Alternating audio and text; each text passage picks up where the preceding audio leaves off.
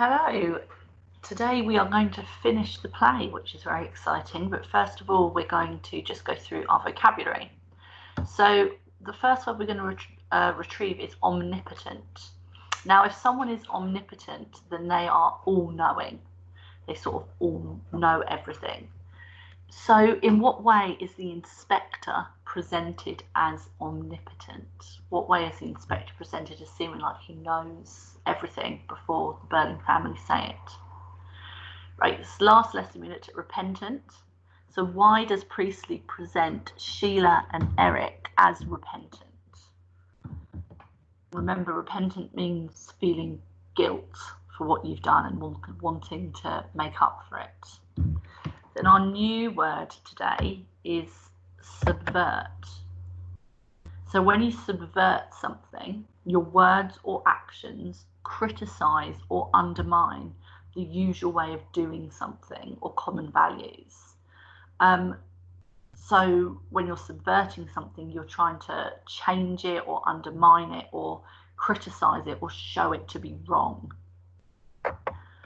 So how does Priestley subvert the ideals of capitalism in the play? And that, of course, is one of Priestley's intentions. He wants to subvert this idea of capitalism. Okay? So you can pause the video here and answer those questions. So the inspector is presented as omnipotent because, as Sheila says in the section we read yesterday, there's nothing they tell the inspector that he doesn't already know. He says it's because Eva Smith left a series of letters and a diary, and he pieced together the information from that. But he questions the Burling family, not really because he needs them to give him any information he doesn't already know, but because to make them recognise their guilt and recognise what they've done to Eva Smith and therefore make amends. So that's really why he is omnipotent.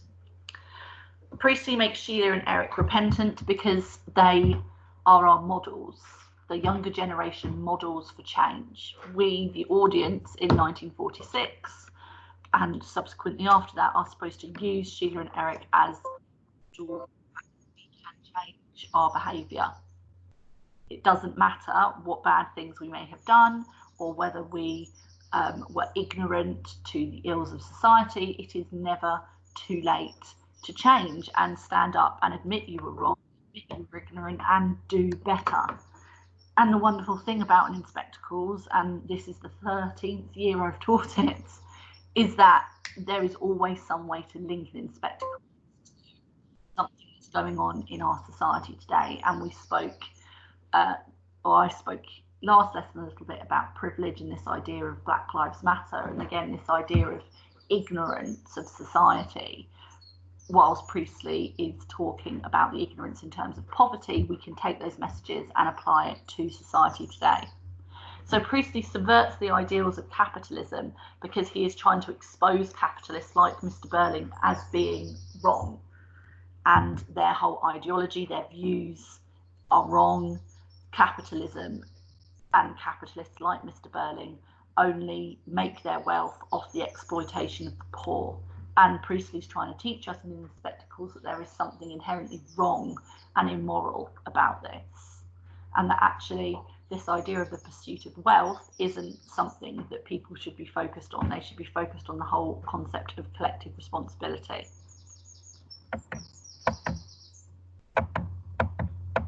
So today we're going to evaluate how effective the ending of the play is and whether Priestley realises his intentions. So we're going to read the last bit of the play, and you are going to think about how you feel about the ending. Why did Priestley choose to end the play the way he did? Why do you think he chose to end it that way?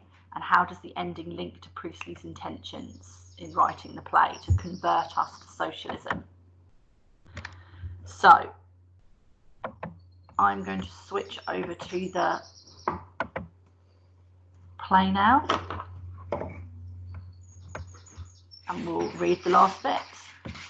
Are you certain? Almost certain. I met a police sergeant I know down the road. I asked him about this Inspector Gould and described the chap carefully to him. He swore there wasn't any Inspector Gould or anybody like him on the force here. But you didn't tell him... No. I said I'd been having an argument with someone. But the point is, this sergeant was dead certain they hadn't any inspector at all, like the chap who came here. A fake. Didn't I tell you? Didn't I say I couldn't imagine a real police inspector talking to us like that? We've been had. I'm going to make certain of this. What are you doing? Ringing up the Chief Constable, Colonel Roberts. Brumley 8752. Careful what you say, dear. Of course. Colonel Roberts, please. Mr. Arthur Burling here. You know, Gerald, I had my suspicions all along. Oh, Roberts, Burling here. Sorry to ring you up so late, but can you tell me if an Inspector Gould has joined your staff lately? Gould. Goole. A new man.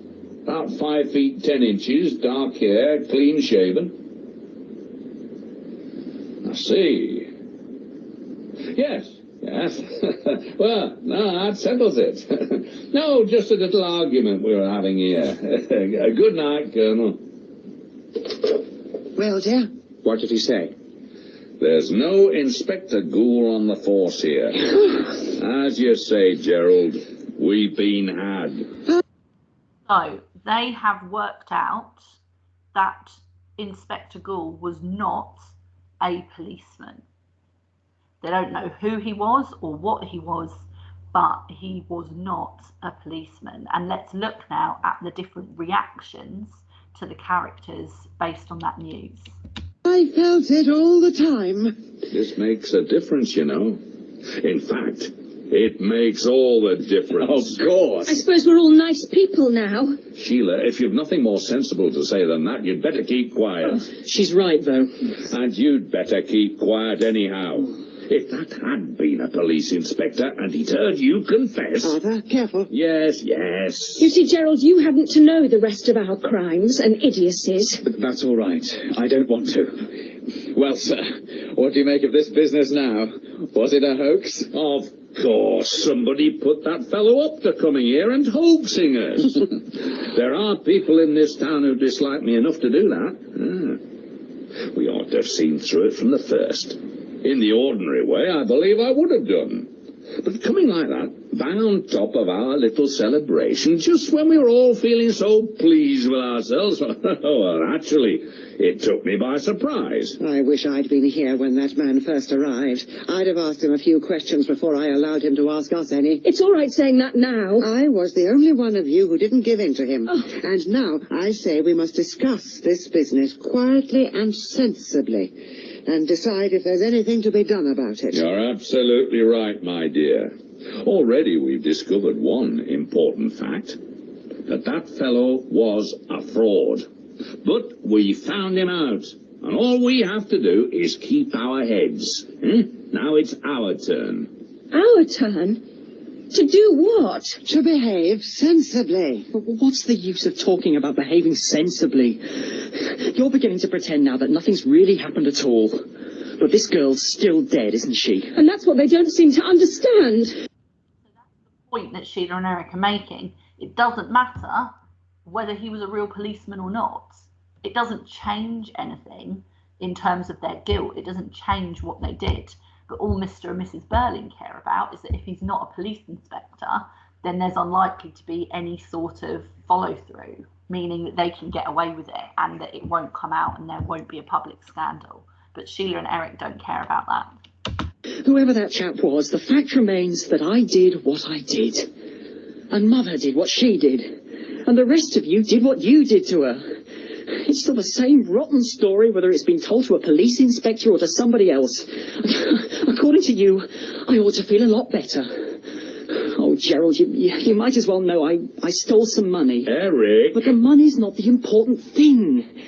It's what happens to the girl. And what we all did to her that matters. Eric's right.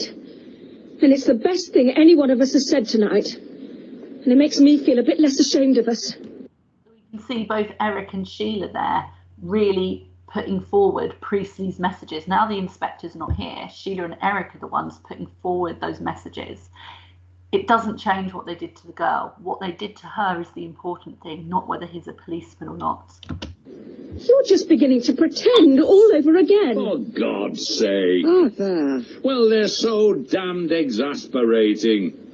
They just won't try to understand our position or to see the difference between a lot of stuff like this coming out in private and a downright public scandal. And I say the girl's dead and we all helped to kill her, and that's what matters. Eric, either stop shouting or get out. Some fathers I know would have kicked you out of the house anyhow by this time. So hold your tongue if you want to stay here. I don't give a damn now whether I stay or not. You'll stay long enough to pay back that money you stole. But that won't bring Eva Smith back to life, will it? And it doesn't alter the fact that we all helped to kill her. But is it a fact? I suppose you're going to prove now you didn't spend last summer keeping this girl instead of seeing me, eh? I did keep a girl last summer, I've admitted it. And I'm sorry, Sheila. Well, I must admit you came out of this better than the rest of us. The inspector said that. He wasn't an inspector. He inspected us all right. And don't let's start dodging and pretending now. Between us, we drove that girl to commit suicide. Who says so? There's no more real evidence we did than there was that chap was a police inspector. Of course there is. No, look at it. A man comes here pretending to be a police officer. It's a hoax of some kind. Now, what does he do?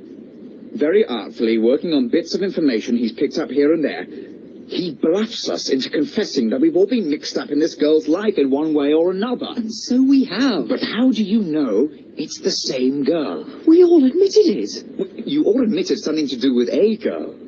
But how do you know it's the same girl? Mr. Burling, you sank a girl called Eva Smith. You've forgotten, but he shows you a photograph of her, and then you remember, right? Well, that part's straightforward enough. What then? Well, he happens to know that Sheila once had a girl sacked from Millward's shop. He tells us that it's this same Eva Smith, and he shows her a photograph that she recognizes. Yes. But how do you know it's the same photograph? Did you see the one your father looked at? No. And did your father see the one he showed you? No. I see what you mean. We've no proof it was the same photograph, and therefore no proof it was the same girl. Now, take me. I never saw a photograph. He caught me out by suddenly announcing that this girl changed her name to Daisy Renton. I gave myself away at once because I'd known a Daisy Renton. And there wasn't the slightest proof that this Daisy Renton was really Eva Smith. We've only his word for it. And we'd only his word for it that he was a police inspector. And we now know he was lying. So he could have been lying all the time. Exactly. Now, what happened after I left? I was upset because Eric had left the house, and this man said that if Eric didn't come back, he'd have to go and find him. Well, that made me feel worse still. And his manner was so severe, and he seemed so confident. Then quite suddenly he said I'd seen Eva Smith only 2 weeks ago. Those were his exact words. And like a fool I said I had. I don't see now why you did that. She didn't call herself Eva Smith when she came to see you at the committee, did she? Of course she didn't. But when he suddenly turned on me with those questions, I answered more or less as he wanted me to. But, Mother, he showed you a photograph of the girl before that, and you obviously recognized it. Did anybody else see it? No. He showed it only to me. Then there's still no proof it was the same girl. He might have showed you the photograph of any girl who applied to the committee. And how do we know that she was Eva Smith or Daisy Renton? Gerald's right. He could have used a different photograph each time, and we've been on the wiser. We may all have been recognizing different girls. Eric, did he ask you to identify a photograph? He didn't need a photograph by the time he got round to me. But obviously it must have been the girl I knew who went to see Mother. Why must it? She said she had to have help because she wouldn't take any more stolen money. And the girl I knew had told me that already. But even then, that may have been all nonsense. I don't see much nonsense about it when a girl goes and kills herself. You lot may be letting yourselves out nicely, but I can't. Nor can Mother. We did her in all right. Now, wait a minute. Don't be in such a hurry to put yourself into court. That interview with your mother could have been just as much a put-up job. Like all this police inspector business, the whole damn thing. can have been a piece of bluff. How can it? The girl's dead, isn't she? What girl? There were probably 4 or 5 different girls. Oh, that doesn't matter to me. The one I knew is dead. Is she? How do we know she is? That's right. How do we know any girl killed herself today? Now, yeah, answer that one. Let's look at it from this fellow's point of view. We're having a little celebration here and feeling rather pleased with ourselves. Now, he has to work a trick on us. Well, the first thing he does is to give us such a shock that after that he can bluff us all the time. And he starts right off. A girl in the infirmary has just died in agony. All right, don't pile it on. You see, just repeating it shakes you a bit. And that's what he had to do. Shake us at once. And then start questioning us until we didn't know where we were. Oh, he had the laugh of us all right. He could laugh his head off if I knew it really was all a hoax. I'm convinced it is. No police inquiry, no one girl that all this happens to, no scandal. And no suicide? We can settle that at once. How? By ringing up the infirmary. Either there's a dead girl there, or there isn't. Hello? The infirmary, please. It will look a bit odd, won't it? Ringing up at this time of night. Is that the infirmary? Yeah, this is Mr. Gerald Croft of Crofts Limited. Yes. We're rather worried about one of our employees. Have you had a girl brought in this afternoon who committed suicide by drinking disinfectant? Or any other suicide? Yes, I'll wait.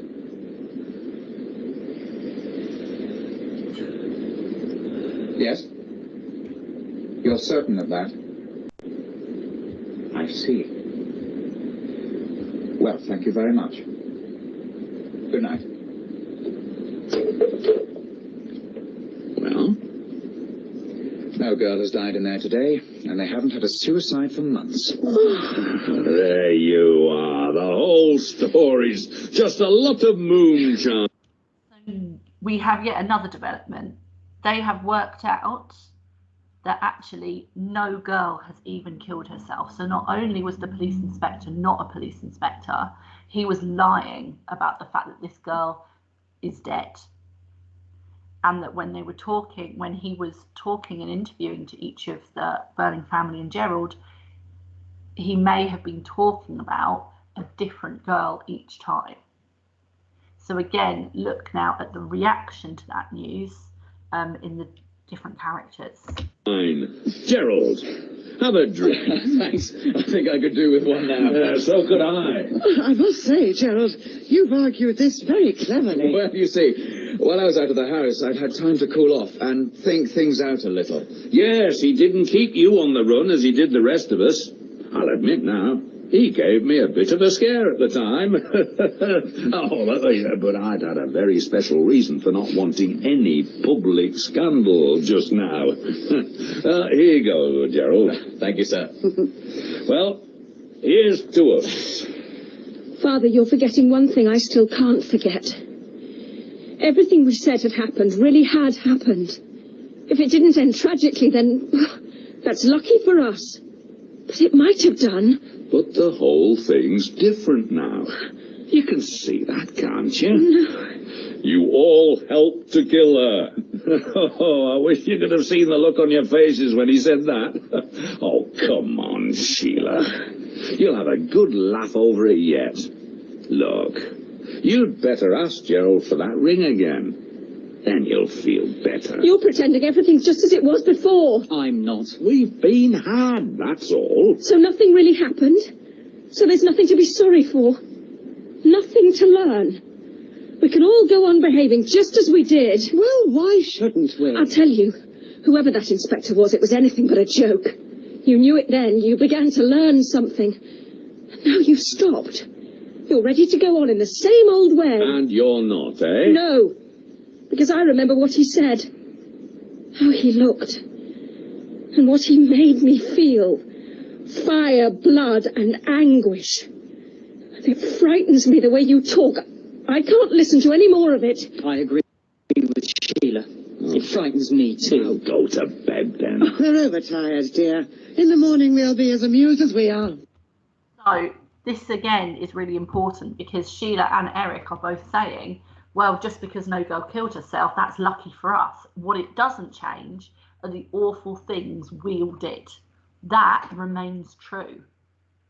And while Sheila and Eric cannot go back to how they behaved before, Mr. and Mrs. Burling appear to just be prepared to just forget the whole thing. Interestingly, Gerald is very quiet about the whole situation. Sheila, everything's all right now. So, what about this ring? No. Gerald, not yet. It's too soon. I must think. So interestingly, Gerald, whilst not protesting as much as Mr. and Mrs. Burling, says everything's all right now. So if you were going to put Gerald either with Mr. and Mrs. Burling or Sheila and Eric, you could argue that you put him closer to Mr. and Mrs. Burling because he appears, you know, yes, he's sad that the girl had potentially died, although now he believes no girl is dead. He doesn't really believe that he'd done anything wrong. Some people would argue Gerald didn't do anything wrong. He was kind to her. She knew that it was never going to last, and he eventually broke it off with her. Someone else might say actually what he did was incredibly cruel, and he just used her and then dumped her when it suited him. But either way, Gerald doesn't seem to have changed much either, whereas Sheila is now refusing the engagement ring back. So she's finally standing up for herself. Oh, no, look at the pair of them. The famous younger generation who know it all. They can't even take a joke.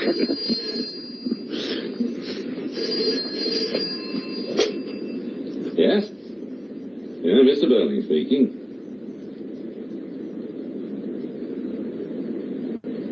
What? Hello? Hello?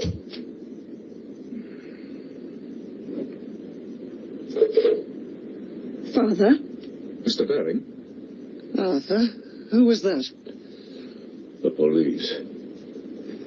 A girl has just died on her way to the infirmary after swallowing some disinfectant. And the police inspector is on his way here to ask some questions.